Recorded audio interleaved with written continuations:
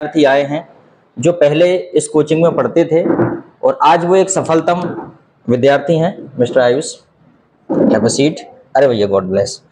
तो good morning all of you. How are you? It's the matter of very happy today that in our coaching a very successful student, Mr. Ayush Kushwaha, present here. This guy qualified the exam of SSC, that he will give you the valuable information about that.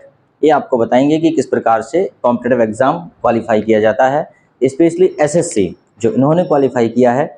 आपके भी बहुत सारे सवाल होंगे कि हम SSC को कैसे क्वालिफाई कर सकते हैं, और भी 12th के बाद आपके लिए क्या बेटर हो सकता है। 12th के लिए आप कौन सी ट्रेड में जा सकते हैं, क्या कर सकते हैं 12th के बाद, वह ये आपको बताएंगे।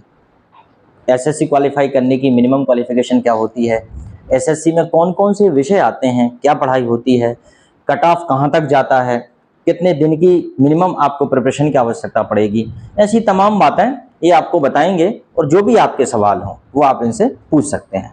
अभी क्या होता है, हमें कुछ गिनी चुनी बातें पता होती हैं, कुछ गिनी चुनी चीज़ें पता होती हैं, लेकिन ये आपको कुछ बारीकियां बताएंगे, क्योंकि जो व्यक्ति क्वालिफाई कर चुका है, जो स्टूडेंट क्वालिफाई कर चुका है, उसे उसकी बारीकियों के बारे में पता होता है। ठीक है, तो मिस्टर आयुष कैसे हैं? वेल। तो मिस्टर आयुष, सारे स्टूडेंट्स आपसे जानना चाहते हैं कि आपने अभी रिसेंटली कौन सा एग्जाम क्वालिफाई किया है? सर, अभी मेरा SSC CHSL के थ्रू पोस्टल असिस्टेंट के पद पे चयन हुआ है। पोस्टल असिस्टेंट, तो ये किस विभाग की नौकरी होगी? ये इंडियन पोस्ट ऑफिस की नौकरी है। अच्छा, तो आप ये बताइए कि आपको इस नौकरी में आने के लिए, इस जॉब में आने के लिए लगभग क्या मिनिमम क्वालिफिकेशन चाहिए और क्या इसका क्राइटेरिया है? फिर आपके क्वेश्चन बाद में होंगे, अभी हम पूछ ले रहे हैं इनसे। सर, SSC में क्या है, SSC तीन लेवल से एग्जाम कंडक्ट कराती है। हाँ, एक 10th लेवल से होता है, एक 12th लेवल से होता है और एक ग्रेजुएशन लेवल पे होता है। हाँ। तो 10th अच्छा, मैं थोड़ा सा रोकूंगा तुमको यहाँ पे। ये जानना चाहेंगे कि आपने जो सब इकट्ठा बता दिया तो शायद इनकी समझ में नहीं आया होगा, क्योंकि मेरी भी ढंग से समझ में नहीं आ पाया। तो सबसे पहले आप बताएं कि 10th बेस पे क्या कर सकते हैं, क्या 10th बेस पे कौन सा होता है, कौन सी ट्रेड है, 10th बेस पे बताइए, फिर अपन 12th का जानेंगे।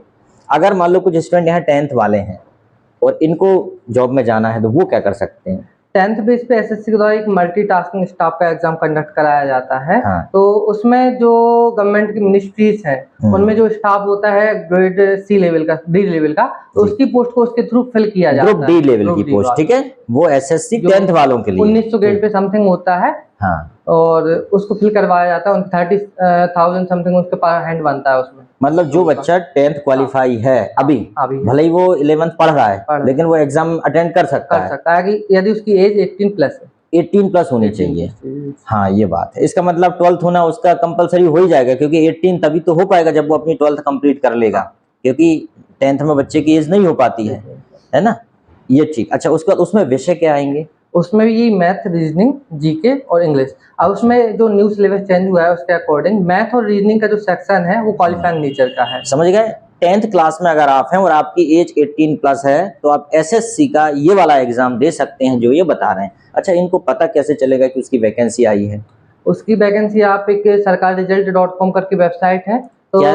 सरकारी रिजल्ट.com। समझ गए? नोट कर लेना, सरकारी रिजल्ट.com। ठीक, तो उसको चेक करते रहिए। आपको जो भी वैकेंसी गवर्नमेंट में आती हैं वो वहाँ से आपको पता चलते जाएंगे। हर डिपार्टमेंट में SSC, IBPS, मतलब अदर डिपार्टमेंट हैं जो कंडक्ट कराती हैं बॉडीज, उन सब की वैकेंसी पता चल जाएंगे आपको वहाँ से। ठीक। अब जैसे मान लीजिए इनमें से ज्यादातर हमारे जो स्टूडेंट है वो 12th पास हैं, 12th पास वालों के लिए बताइए, आपने जो बताया उसको फिर से डिटेल से। 12th पास आउट के लिए SSC CHSL का एग्जाम होता है, कंबाइंड हायर सेकेंडरी लेवल। इस एग्जाम को फुल फॉर्म समझ गए? तो इसमें भी क्या होता है, अब इसमें जो नेक्स्ट अपना सिलेबस जो चेंज हुआ है उसके अकॉर्डिंग Tier 1 और Tier 2 दो एग्जाम कंडक्ट कराए जाएंगे और Tier 2 के बेस पे फाइनल मेरिट लिस्ट बनाई जाएगी। और इसमें जो अब बैकएंड पर फिल किए जाएंगे, जो अब बैकएंड पर फिल किए जाएंगे वो जो होंगे वो मिनिस्ट्रीज में LDC के पद होंगे। जो पोस्टल असिस्टेंट जिसके थ्रू मेरा सिलेक्शन हुआ है वो अब कंबाइंड ग्रेजुएशन लेवल के अकॉर्डिंग ही फिल की, मतलब जो ग्रेजुएशन लेवल का एग्जाम होगा उसके द्वारा फिल किया जाएगा। तो मिनिस्ट्रीज में जो LDC होते हैं, लोअर डिवीजन क्लर्क, उनकी वैकेंसी को CHSL के थ्रू फ्री फिल किया जाएगा। इसमें Tier 1 होगा जिसमें आपका मैथ, रीजनिंग, GS और इंग्लिश का सेक्शन होगा। और वो 200 मार्क्स का होता है। इसमें 1/4 की नेगेटिव मार्किंग भी होती है। उस नेगेटिव मार्किंग के साथ साथ आपको इसमें समथिंग 150 प्लस का इसको आपका मेंटेन रखना पड़ता है। कितने में से? 200 में से 200 में से 150 हाँ प्लस आना चाहिए इतने और माइनस मार्किंग के बाद, ठीक है, यस। और ये आगे वैकेंसीज पे भी डिपेंड करता है, बट 150 प्लस पे आप अपने आप को सेफ समझ सकते हैं टीयर 2 के लिए। इसके बाद जो टीयर 2 एग्जाम होता है वो मेन एग्जाम होता है। ये केवल क्वालिफाइंग नेचर का था। जो आपकी मेन मेरिट है जिसके बेस पे आपको जॉब मिलनी है वो टीयर 2 के बेस पे होगी। तो उसमें क्या होता है कि 30 मतलब 2 मॉड्यूल चलते हैं। मॉड्यूल 1 में मैथ रीजनिंग आता है, 60 मिनट का होता है टोटल, और 30 क्वेश्चन होते हैं। और मॉड्यूल 2 में जो होता है इंग्लिश प्लस जीएस आता है, जो टोटल 70 क्वेश्चन होते हैं। 45 इंग्लिश का क्वेश्चन होते हैं और 25 में जीएस के क्वेश्चन होते हैं। और 20 मार्क्स का एक कंप्यूटर सेक्शन आता है जो क्वालिफाइंग नेचर का है। तो फर्स्ट मॉड्यूल 1 और मॉड्यूल 2 का मिला के जो क्वेश्चंस बनते हैं वो समथिंग 130 क्वेश्चन बनते हैं और 1 क्वेश्चन 3 मार्क्स का होता है। अच्छा, 3 मार्क्स का। यहाँ माइनस मार्किंग यहाँ भी है? हाँ, माइनस अच्छा। मार्किंग यहाँ भी, यहाँ 1/3 की माइनस मार्किंग, वहाँ 1/2 अच्छा। की माइनस मार्किंग। कुल मिला के ये है कि इसमें आने में थोड़ा टफ तो है, इम्पॉसिबल तो कुछ भी नहीं है, लेकिन इन्होंने बताया कि मॉड्यूल 2 में भी माइनस मार्किंग है। पहले प्री एग्जाम निकालो, फिर दूसरा निकालो, इसके बाद कुछ इंटरव्यू वगैरह भी है क्या? इंटरव्यू उसमें अभी तो नहीं है फिलहाल। अच्छा, फिलहाल नहीं है। 2 एग्जाम के बाद आपकी जॉब सेव है। अच्छा, ये कौन से ग्रेड की जॉब कहलाएगी?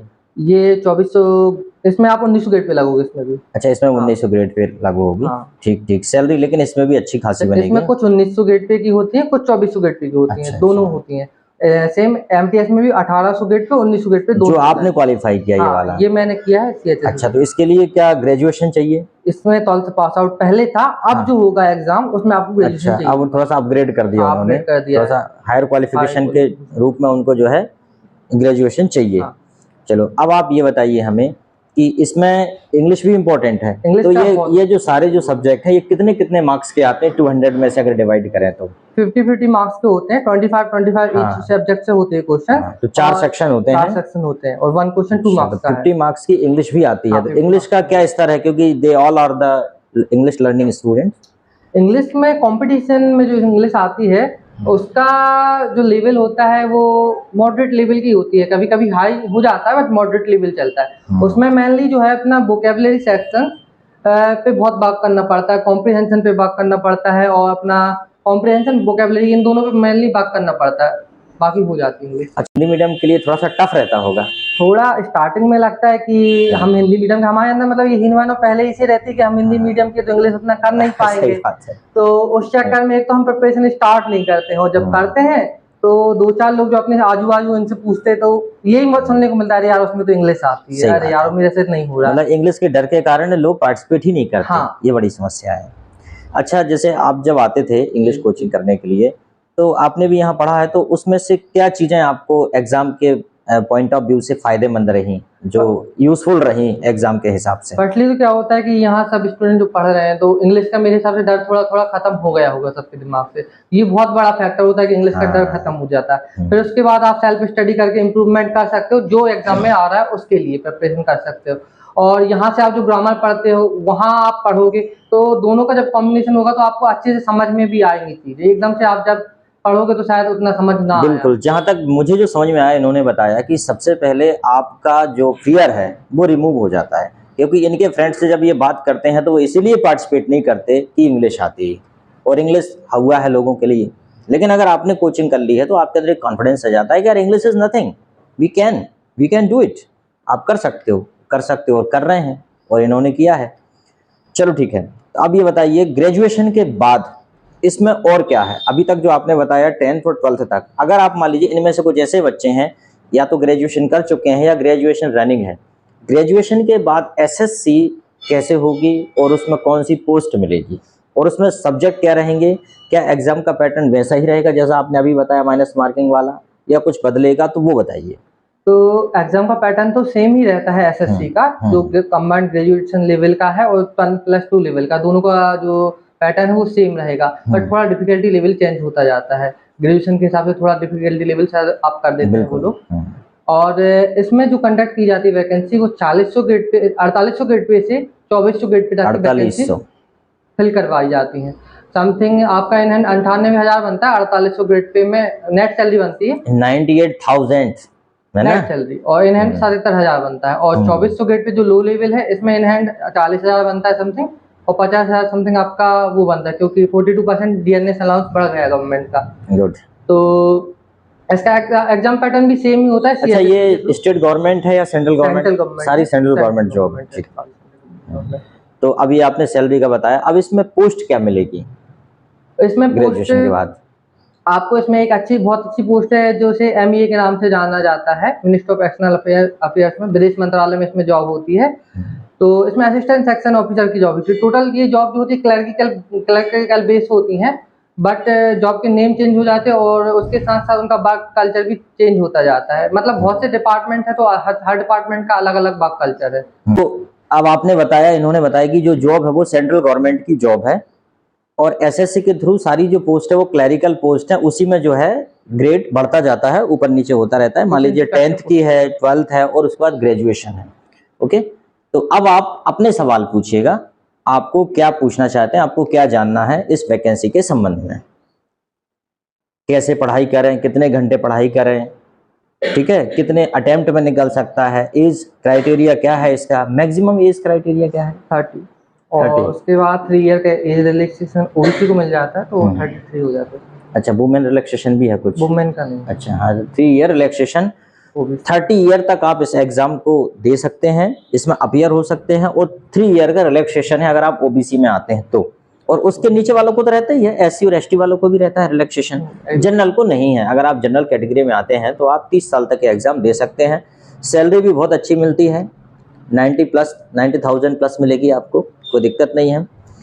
तो अब आपके सवाल जो आपके दिमाग में हैं कि इस एग्ज़ाम को कैसे करना चाहते हैं, या जो भी आपके दिमाग में कोई सवाल हो, चलो ठीक है, तुम्हारा कोई सवाल है जल्दी पूछ लो भाई, आपके कोई सवाल है तो आए सवाल।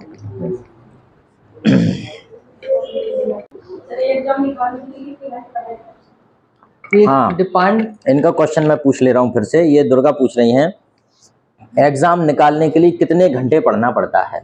यस बेटा। देखिए, यदि आप स्टार्टिंग कर रहे हैं तो आपको बहुत वर्क करना पड़ेगा अपने स्किल्स के ऊपर, और समथिंग आपको 8 आवर्स तो देने ही होंगे डेली स्टडीज में, 6 to 8 आवर्स देने होंगे। यदि आपका बेस वीक, क्योंकि बेस पे डिपेंड करता है, पर्टिकुलर हर स्टूडेंट के लिए अलग अलग होता है कि वो कितने घंटे पढ़कर एग्जाम क्लियर कर जाता है। कुछ स्टूडेंट होते हैं जो लीजेंड होते हैं, पहले से अच्छे खासा नॉलेज होता है उनको, तो वो 6 मंथ में भी इस एग्जाम को क्लियर कर जाते हैं। कुछ स्टूडेंट 1 ईयर लगता है, कुछ को 2 ईयर लगता है, बट ये हो जाता है सबका। How many year you studied और हाउ मेनी मंथ और year? I have studied for 2 years, 2-3 years. Yes. And how many hours you spend in study? Then initially I studied 10 hours, 8 to 10 hours. 10 hours. Understood. 8 to 10 years he studied, continue 2-3 years. After that he qualified the exam. Means it is hard nut to crack. Okay. But nothing is impossible. चलो, और कोई सवाल? 8 घंटे तो mind set कर ही लो कि पढ़ना है। अभी कितना पढ़ते हो? अभी तो बिल्कुल नहीं पढ़ते। क्या करना है? बील पत्री चिपका देंगे शहद लगा के, टॉप कर लेंगे, है ना? चलो ठीक है, और कोई सवाल? अभी पूछ लो, बाद में फिर मोबाइल नंबर नहीं मिलेगा, फिर कहोगे सर नंबर दे दो भैया का, फिर हम उनसे बात कर लेंगे। भैया को टाइम नहीं है, भैया को और भी। हाँ, एक चीज मैं पूछना था, अभी याद आ गया कि आप इसके बाद आपका क्या टारगेट है आगे? सर इसमें प्रमोशन तो होते ही होंगे, स्वाभाविक है, तो आप प्रमोशन के लिए वेट करेंगे या आप फिर से फाइट करके कोई और एग्जाम की तैयारी? मैं अभी फिर से फाइट करूंगा एसएससी का एग्जाम, ये ग्रेजुएशन लेवल का। अच्छा, उसके थ्रू थोड़ा अच्छा ग्रेड पे जाने का। हाँ, बिल्कुल, बहुत बढ़िया। एक बार किसी भी जॉब में आने के बाद एक कॉन्फिडेंस भी आ जाता है, और हमारी शुभकामनाएं हैं कि आप अगला एग्जाम आप जरूर क्वालिफाई करेंगे। इसका एक बड़ा अच्छा उदाहरण है दिव्या तनवर, जो आईपीएस बनी फर्स्ट अटेम्प्ट में, सबसे कम उम्र की, only the age of 23 she became IPS and now again he became IAS officer of India. बताओ, मतलब वो जो है पहले अटेम्प्ट में आईपीएस और दूसरे अटेम्प्ट में आईएएस, क्योंकि वो पहली बार उन्होंने कह दिया था कि मुझे बनना है। एक अच्छी बात होती है गवर्नमेंट जॉब में आने के बाद, कॉन्फिडेंस बढ़ जाता है। तुम्हारा भी कॉन्फिडेंस बढ़ा होगा, और अब तुम कोई भी एग्जाम में बैठोगे तो क्वालिफाई करोगे तुम, ऐसा होता है। हमने देखा जब एक कोई एग्जाम क्वालिफाई कर लेता है तो उसके लिए ये खेल हो जाता है, खेल।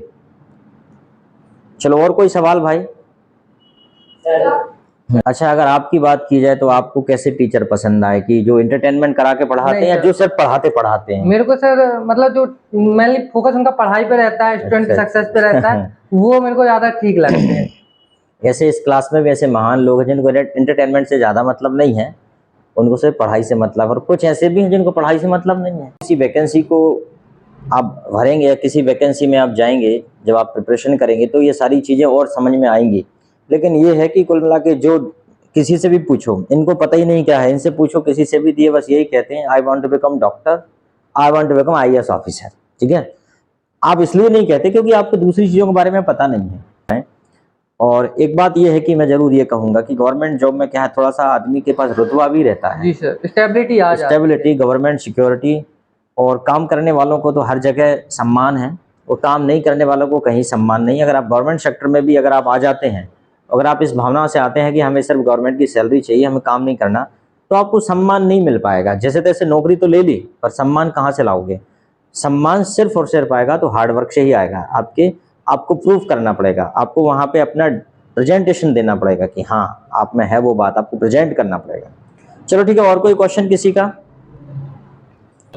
इतनी देर इनसे बात करने में हम जिन निष्कर्ष पे पहुंचे कि एक उन बच्चों के लिए बहुत अच्छी है जो प्लेन एजुकेशन कर रहे हैं। जैसे अगर मान लीजिए मैंने इनसे कहा कि आप गवर्नमेंट सेक्टर में ही क्यों आए, प्राइवेट में क्यों नहीं आए, दरअसल प्राइवेट का क्राइटेरिया बहुत ज़्यादा है। कई बार प्राइवेट का क्राइटेरिया हम फुलफिल नहीं कर पाते। जैसे इंजीनियरिंग करना चाह रहे थे तो इंजीनियरिंग की फीस भी बहुत ज़्यादा होती है, सभी बच्चे उसे अफोर्ड नहीं कर पाते। तो ऐसी स्थिति में अगर आप किसी कारणवश बाहर नहीं जा पाए, उन बच्चों के लिए बहुत अच्छा है कि वह एक प्लेन एजुकेशन होते हुए भी एक अच्छी पोजीशन पे जा सकते हैं। जैसे कि मान लीजिए मैं खुद टीचर हूँ, लेकिन टीचिंग की जॉब में आने के लिए आपको ज़्यादा समय चाहिए, फिर आप बीएड करोगे, उसके बाद आप मास्टर डिग्री करोगे, बीएड करोगे, उसके बाद फिर आप आएंगे। और ये जो ऐसी जॉब है जो उन्होंने बताई, आप 10th के बाद ही आपके ऑप्शन खुल जाते हैं, 12th के बाद आपके विकल्प खुल जाते हैं, ग्रेजुएशन के बाद और बड़ी पोस्ट, ठीक है। और फिर किसने रोका, एक बार जॉब में आने के बाद आप उसके और आगे की पोस्ट पे जा सकते हो। Have you any other question? सभी के डाउट क्लियर हैं? चलो ठीक है, तो मैं चलो हाँ ठीक है। कोई कर रहा है प्रिपरेशन अभी? हाँ, ये अब मैथ का ऐसा होता है कि जो हिंदी मीडियम के बच्चे होते हैं उनके लिए मैथ है तो भाई बन जाएगी, मैथ वो कर लेते हैं किसी न किसी प्रकार से, मैथ, रीजनिंग, जीएस। इंग्लिश का बट वो सोच नहीं पाते हैं दूर तक, और जब तक सोचते हैं तब तक लेट हो जाते हैं। अभी मेरे जो फ्रेंड्स हैं जिनका बात ये 1999 समथिंग, अब उन्होंने इंग्लिश पढ़ना स्टार्ट किया है, इंग्लिश को छूते ही नहीं थे, नहीं तो वो लोग। आज भी आप देखो कितने सारे स्कूल हैं अपने शहर में, कितने सारे इंग्लिश में हिंदी मीडियम स्कूल हैं, उसके बाद भी इस क्लास में बच्चे नहीं हैं। कारण क्या है? इसका मतलब वो नहीं है कि वो ऑनलाइन पढ़ रहे हैं, वो नहीं पढ़ रहे हैं, एक्चुअली वो अवेयर नहीं है। उनको अवेयर होना चाहिए कि कितना आवश्यक है, और इस बात से कभी ना डरें कि कब होगा। बूंद बूंद से घड़ा भरता है, कहावत सुनी आपने, many a little make a mickle, बूंद बूंद से घड़ा भरता है। आप शुरुआत तो करो। इनको भी शुरू में डर लगता था, फिर इन्होंने खुद रियलाइज किया कि नहीं यार, इसके बिना काम नहीं हो सकता, और आज देखिए आप। और इंग्लिश का वेटेज भी ज़्यादा है, इंग्लिश के बेस पे आपको ज़्यादा मार्क्स मिलेंगे एज कम्पेयर टू मैथ्स और अदर सब्जेक्ट्स। तो फिर क्यों उससे बच रहे हो? कब तक बचोगे? बच नहीं सकते, उसका जो है समाधान ही करना पड़ेगा। तो इसमें भी बहुत सारे बच्चे ऐसे हैं जो इंग्लिश मीडियम के हैं, क्योंकि इंग्लिश मीडियम वाले बच्चे मेरे हिसाब से ज़्यादा अवेयर होते हैं, वो ज़्यादा समझदार होते हैं। वो बात वैसी है, जहाँ हरियाली होती वहाँ पानी गिरता है, और जहाँ पानी गिरता है वहीं हरियाली होती, और जहाँ सूखा है वहाँ ना पानी गिरता ना हरियाली होती, तो पानी भी नहीं गिरता, हरियाली भी नहीं होती। वही बात है, जो समझदार है वो समझदार होता चला जाता है। किसी भी गवर्नमेंट जॉब में देखो आप, इंग्लिश का रेशियो ज़्यादा दिखेगा रेलवे को छोड़कर।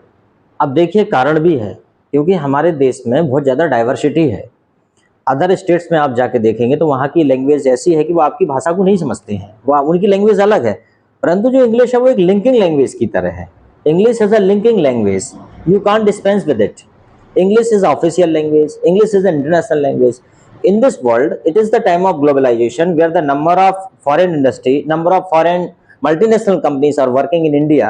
So, in this way, how can you be away from this language? You can never be away from this language. You have to learn it. Okay? सीखना ही पड़ेगा आपको। तो चलो ठीक है, और कोई क्वेश्चन नहीं है आपका? चलो समाप्त करें। चलो ठीक है भैया, आयुष बहुत अच्छा लगा, बहुत बहुत तुम्हें शुभकामनाएं, भविष्य में बहुत प्रोग्रेस करो और आगे बढ़ो। और आई होप दैट अगली बार जब आओ जी। तो और बड़ा एग्जाम क्वालिफाई करके आओ, I try my और फिर उसके बाद फिर से बधाई देंगे तो उससे भी बड़ा वाला क्वालिफाई करना है उसके बाद में, ठीक है। और तब तक हो सकता है इनमें से एक आध तैयार हो जाए, ठीक है। हाँ सर, होते और तो अब हैं। हम चाहते हैं कि हमारे जितने भी स्टूडेंट्स हैं जो हमसे जुड़े हैं और जो हमारे स्टूडेंट भी नहीं हैं, आपके लिए हम चाहते हैं कि उनको हम आपके बीच में बुलाएं और आप हर प्रकार के एग्जाम की जो बारीक इन्फॉर्मेशन है, कहना चाहिए बिल्कुल deep information about any vacancy, about any exam, that you will get with the help of them. उनके माध्यम से, उनकी मदद से आपको पता चलेगा।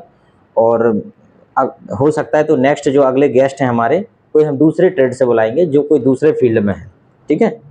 तो thank you very much for you and thank you all of you to listen us with patience. Okay, चलो ठीक है, आप जरा इसमें वीडियो आ जाएगा।